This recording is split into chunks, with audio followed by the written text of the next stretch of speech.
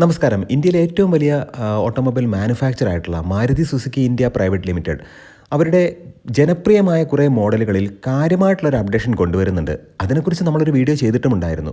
തീർച്ചയായിട്ടും ആ ഒരു വീഡിയോയിൽ നമ്മൾ പരാമർശിച്ചത് ഫ്രോങ്സിൻ്റെ ഹൈബ്രിഡ്, അത് മാത്രമല്ല സ്വിഫ്റ്റിൻ്റെ ഹൈബ്രിഡ്. ഈ രണ്ട് വാഹനങ്ങളും ഒഫീഷ്യലി ക്യാമോഫ്ലാജ് ചെയ്യാതെ തന്നെ നോർത്ത് ഇന്ത്യൻ ഏരിയയിൽ, അതായത് ഡൽഹി NCR, അത് മാത്രമല്ല ഹരിയാനയുടെ ചില ഏരിയ, ഗുഡ്ഗാവ്, ഇങ്ങനെയുള്ള സ്ഥലങ്ങളിലൊക്കെ ടെസ്റ്റ് ഡ്രൈവ് ചെയ്യുന്നുണ്ടായിരുന്നു.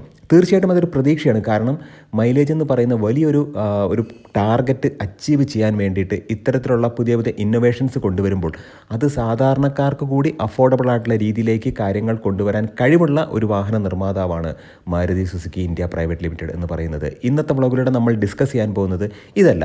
ഇന്നത്തെ വ്ളോഗിലൂടെ നമ്മൾ ഡിസ്കസ് ചെയ്യുന്നത് സ്വിഫ്റ്റ് എന്ന് പറയുന്ന ജനപ്രിയ മോഡലിൻ്റെ ഒരു പ്രത്യേക വേർഷൻ ഇപ്പോൾ ടെസ്റ്റ് ഡ്രൈവ് ചെയ്യുന്നുണ്ട്. തീർച്ചയായിട്ടും അത് ഗ്ലോബൽ മാർക്കറ്റിൽ കാണുന്ന സ്വിഫ്റ്റിനോട് ഒരുപാട് സാദൃശ്യമുണ്ട്. ഇതിനെക്കുറിച്ചുള്ള വിശേഷമാണ്. അത് മാത്രമല്ല ഹ്യുണ്ടായുടെ ഏറ്റവും പ്രശസ്തമായിട്ടുള്ള ഒരു കോമ്പാക്റ്റ് SUV ആയിട്ടുള്ള വെന്യൂവിൻ്റെ ഒരു ഫേസ് ലിഫ്റ്റും വരുന്നുണ്ട്. എഞ്ചിൻ പേട മറ്റൊരു വ്ളോഗിലേക്ക് എവർക്കും ഹാർദമായ സ്വാഗതം. നമ്മുടെ വ്ളോഗൊക്കെ നിങ്ങൾക്ക് ഇഷ്ടപ്പെടുന്നുണ്ടെങ്കിൽ തീർച്ചയായിട്ടും നമ്മുടെ ചാനലിനെ ഒന്ന് സപ്പോർട്ട് ചെയ്യുക, സബ്സ്ക്രൈബ് ചെയ്യുക, മാക്സിമം ലൈക്ക് ചെയ്യുക, ഷെയർ ചെയ്യുക, കമൻറ്റ് ചെയ്യുക. ഇപ്പോൾ ഡൽഹി NCR, അത് മാത്രമല്ല ഗുഡ്ഗാവ്, ഇങ്ങനെയുള്ള ഏരിയയിലെല്ലാം ഈ ഒരു വാഹനം, ഇപ്പോൾ നമ്മൾ കാണുന്ന സ്വിഫ്റ്റ് എന്ന് പറയുന്ന ആ ഒരു വാഹനം ടെസ്റ്റ് ഡ്രൈവ് ചെയ്തുകൊണ്ടിരിക്കുന്നുണ്ട്. എന്താണ് വ്യത്യാസം? വളരെ സിമ്പിളാണ്. ഇപ്പോൾ നമ്മൾ നോക്കുകയാണെന്നുണ്ടെങ്കിൽ ഈ ഒരു വാഹനം നിലവിലുള്ള സ്വിഫ്റ്റുമായിട്ട് കമ്പയർ ചെയ്യുമ്പോഴത്തേക്കും യാതൊരുവിധ കോസ്മെറ്റിക് ചേഞ്ചുകളോ കാര്യങ്ങളോ ഒന്നുമില്ല. പക്ഷേ സൂക്ഷ്മമായിട്ട് നോക്കിയിട്ടുണ്ടെങ്കിൽ അവിടെ എവിടെയും ഹൈബ്രിഡിൻ്റെ ബാഡ്ജിങ്ങോ കാര്യങ്ങളോ ഒന്നുമില്ല. ഇനി സ്മാർട്ട് ഹൈബ്രിഡിൻ്റെ ബാഡ്ജിങ് പോലും നമുക്കവിടെ കാണാൻ കഴിയുന്നില്ല. പക്ഷേ അതിൻ്റെ അലോയ് വീൽസ് നമ്മൾ വളരെ കൃത്യമായിട്ട് നോക്കുകയാണെന്നുണ്ടെങ്കിൽ അത് ഗ്ലോബൽ മാർക്കറ്റിൽ കാണുന്ന സ്വിഫ്റ്റിൻ്റെ അലോയ് വീൽസുമായിട്ട് ഒരുപാട് സാദൃശ്യമുണ്ട്.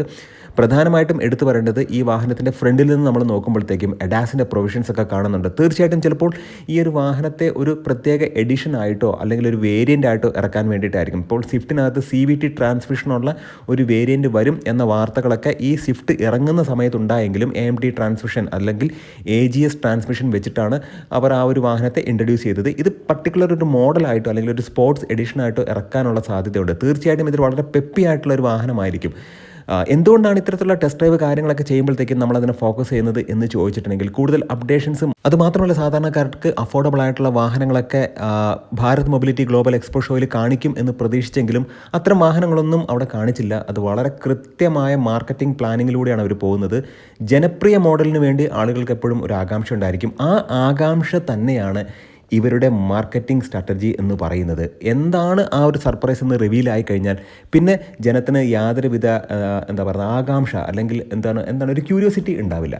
തീർച്ചയായിട്ടും ഇവിടെ മനസ്സിലാക്കേണ്ട ഒരു കാര്യം, ഇതൊരു സെപ്പറേറ്റ് വേർഷനായിട്ട് ഈ ഒരു സ്വിഫ്റ്റിനെ ഇറക്കാനുള്ള സാധ്യതയുണ്ട്. മിക്കവാറും ഇതൊരു കൺഫേംഡ് ആയിട്ടുള്ളൊരു കാര്യമല്ല. എന്നാൽ പോലും ഈ അലോയ് വീൽസും എഡാസിൻ്റെ പ്രൊവിഷൻസ് ഒക്കെ നമ്മൾ കാണുമ്പോഴത്തേക്കും ഇതിനൊരു സെപ്പറേറ്റ് വേരിയൻ്റ് ആയിട്ട് ഇറക്കാനുള്ള സാധ്യതയുണ്ട്. അത് മാത്രമല്ല സ്വിഫ്റ്റിൻ്റെ ഹൈബ്രിഡ് ബാഡ്ജ് വെച്ചിട്ടുള്ള വാഹനങ്ങളെ പലയിടത്തും നോർത്ത് ഇന്ത്യൻ ഏരിയയിൽ പലയിടത്തും ടെസ്റ്റ് ഡ്രൈവ് ചെയ്ത് കണ്ടപ്പോൾ അതുമായി ചേർത്ത് വെച്ച് ഈ ഒരു ഇൻസിഡൻറ്റിനെ നമുക്ക് കാണാം. അതായത് ഈ ഒരു വാഹനം യഥാർത്ഥത്തിൽ ഗ്ലോബൽ മാർക്കറ്റിലുള്ള സ്വിഫ്റ്റിനെ ഇന്ത്യയിൽ അവതരിപ്പിക്കാൻ പോവുകയാണോ?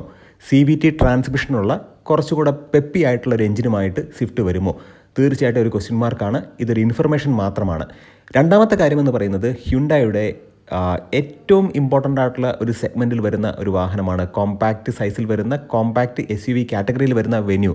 തീർച്ചയായിട്ടും അതിൻ്റെ അപ്ഡേഷൻസ് നടന്നുകൊണ്ടിരിക്കുകയാണ്. ഈ ഒരു വാഹനവും ക്യാമോഫ്ലാജ് ചെയ്തുകൊണ്ട് തന്നെ പലയിടത്തും സ്പൈ ഷോട്ട് ചെയ്യപ്പെട്ടിട്ടുണ്ട്. തീർച്ചയായിട്ടും ഫ്രണ്ട് ഫേഷ്യ കംപ്ലീറ്റ് ആയിട്ട് മാറും. എഞ്ചിനിലോ ട്രാൻസ്മിഷനിലോ സസ്പെൻഷനിലോ കാര്യമായിട്ടുള്ള വ്യത്യാസങ്ങളൊന്നും ഉണ്ടാവില്ല. ജസ്റ്റ് കോസ്മെറ്റിക് ചേഞ്ചുകൾ മാത്രമായിരിക്കും. 360 ഡിഗ്രി ക്യാമറ പോലെയുള്ള കാര്യങ്ങളൊക്കെ ഈ ഒരു വാഹനത്തിലേക്ക് വരും. കാരണം ഒരു അപ്ഡേഷന് വേണ്ടി കാത്തിരിക്കുന്ന ഒരു വാഹനമാണ് വെന്യൂ എന്ന് പറയുന്നത്. ഓൾറെഡി ഈ ഒരു സെഗ്മെൻറ്റിലുള്ള നെക്സോൺ കാര്യമായിട്ടുള്ള ഒരു അപ്ഡേഷന് വിധേയമായി. അത് മാത്രമല്ല 3XO നല്ല രീതിക്കുള്ള അപ്ഡേഷനുമായിട്ടാണ് വരുന്നത്. പിന്നീട് കിയയുടെ സിറോസ് എന്ന് പറയുന്ന ഒരു വാഹനം ഇപ്പോൾ ലോഞ്ച് ചെയ്തിട്ടുണ്ട്. ബ്രസ എന്ന് പറയുന്ന വാഹനം ഉടൻ തന്നെ ഒരു അപ്ഡേറ്റഡ് വേർഷനിലേക്ക് വരും. പക്ഷേ നിലവിലുള്ള ബ്രസയ്ക്ക് കാര്യമായിട്ടുള്ള ഒരു അപ്ഡേഷൻ ഇപ്പോൾ കൊടുക്കുന്നില്ല. ഇനി വരുന്ന ബ്രസ എന്ന് പറയുന്നത് തീർച്ചയായിട്ടും മറ്റൊരു പവർ ട്രെയിനിലായിരിക്കും. ഇന്നത്തെ ഒരു ഇൻഫർമേഷൻ നിങ്ങൾക്ക് ഉപകാരപ്രദമായിട്ടുണ്ടെങ്കിൽ നമ്മുടെ ചാനലിനെ ഒന്ന് സപ്പോർട്ട് ചെയ്യുക, സബ്സ്ക്രൈബ് ചെയ്യുക, മാക്സിമം ലൈക്ക് ചെയ്യുക, ഷെയർ ചെയ്യുക, കമൻറ്റ് ചെയ്യുക. നന്ദി, നമസ്കാരം.